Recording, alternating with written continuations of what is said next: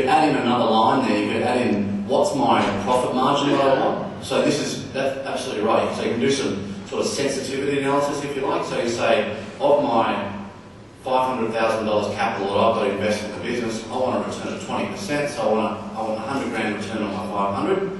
So you can plug that in there, and so you're actually raising the bar. So this is a real bare bones sort of example, but you could do that, Josh, you're right. So other things we look for, I talked about cash flow, sources and sustainability. Bankers will always look at what's your source of funding, and applications of funding. How sustainable are my sources? Will they dry up if the market gets tough? Hence the previous example where we're doing a break even. How sustainable is it? What's my ability to generate cash flow regardless of the cycle? So and that really then leads to a discussion around what's the quality of my staff in terms of their ability to generate sales, turn that to cash. Funding mix. Two sources of funding. There's only two sources of funding, debt and equity. Ask yourself the question, would you invest in your business? And then what rate of return, Josh referred to 20%, what rate of return would you want for the capital that you've got employed in the business? To know that, you've got to know how much capital you've got employed in your business, and that will be your debt and your equity, is your capital employed in the business. In terms of the value of the asset, there's some of the things we look for in that we think that go up. There's lots of things that go up to making what a rent roll multiplier looks like. Demand and supply is a big one. These are the things that drive the demand. Commission rate, vacancy rates, distance from the office, how big are your letting fees, ancillary fees, what's your quality of management information systems? Because as I said, managing your rent roll is only as good as the value of your relationships you have, and your value of relationships you have. How do you capture that? It's through your rests and your consoles of the world in what we call the management information system. There's a whole list of stuff there. I'm happy to send these slides around if you'd like. I know there's some people taking photos there. I assume they'll be going on your Facebook site. People take photos of me on your Facebook site. I'm happy to share this around with all the documents you need. And this is the sort of stuff, if you're not good at this, I'd say talk to your accountant, talk to your advisor, have a detailed conversation with your banker. Business plan, understanding why you're in business, what business goals have you got, budgets, projections. Budgets and projections are great. Bankers love looking at those. They'd rather look at those though when they've got assumptions. What are the assumptions around that meteoric growth that you're going to see in your business?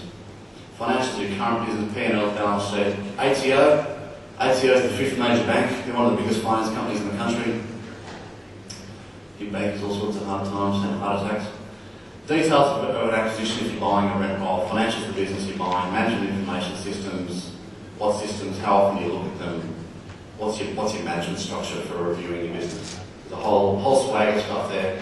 That's some of the information that you should be on top of, probably monthly or at least quarterly reviewing in your business in terms of the direction and performance of your business. Ongoing information that we would typically ask for, your rent roll stats, so how many managements you got, what's your vacancy rate, con rate, arrears, that sort of thing.